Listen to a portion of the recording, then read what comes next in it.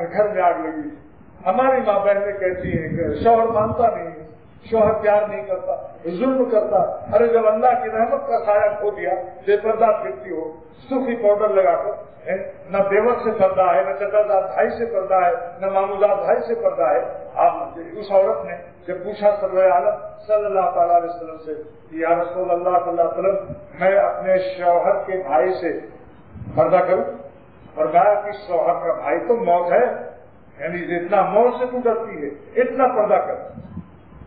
آج کیا ہے, دیندار گھرانوں میں پردہ شرعی ملنا مشکل ہے. دیندار گھرانوں جس کے دیکھو بھانجا چلا رہا ہے 12 سال کی عمر تھی, صرف مولانا ظفر احمد عثمانی رحمۃ اللہ علیہ کے سگے بھائی مولانا سعید احمد صاحب 12 سال کی عمر تھی کہ حضرت نے ان کو پردہ کرا دیا. ایک سوال کر دیا کہ بولی سعید تمہاری کیا عمر ہے؟ 12 سال. ماموں سگے بھانجے فرمایا ممانی سے پردہ آیا. بس سمجھ گئے کہ ممانی سے پردہ. پھر اب حضرت کی پیرانی صاحبہ ممانی لاکھ بولاتی, بیٹا آؤ گھر میں کھانا کھاؤ. وہ بچہ جس کو بچپن سے ہگایا متایا تھا, ماں مر گئی تھی, بچپن 2 سال 2.5 سال کے تھے, ننگے اور پھرتے تھے, ان کے ساتھ کھانا کرانے والی ممانی کہتی ہے بیٹا آؤ کھانا کھاؤ. مولوی سعید نہیں گئے. کیوں؟ حکیم الامت ثانی رحمۃ اللہ علیہ نے ایک سوال کر لیا تھا کہ مولوی سعید تمہاری کیا عمر ہے؟ 12 سال. میں تمہاری ممانی سے پردہ آیا.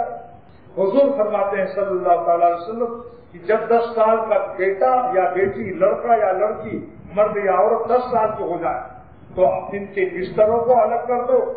سگی بہن کے ساتھ نہیں سو سکتی, فاصلہ کرو, بیچ میں تکیا رکھ دو, کوئی چیز ڈال دو. فرقوا بین مضاجعہم, ان کے بستروں میں فاصلے کرو, تفریق ڈال دو.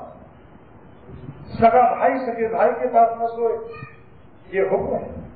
جو لوگوں کو تجربہ ہے نفسیات کا, ان سے پوچھو کہ اس نے کتنا راز شریعت کی, کیا اس میں شفقت اور رحمت. اپنے 10 سال کے بچوں کو بھی اکٹھا مت لگاؤ, بیچ میں تکیا رکھو, کوئی چیز حائل رکھو. ایسی اپنی سبھی بیٹیوں کو بھی 10 سال کی جب ہو جائے تو ان کے بستروں میں بیچ میں فاصلہ کرو. ترجمہ دیکھ لو, فرقوا بین مضاجعہم, ان کے بستروں میں جو رات کے آرام کے بستر ہیں ان کو بیچ میں فاصلے کرو.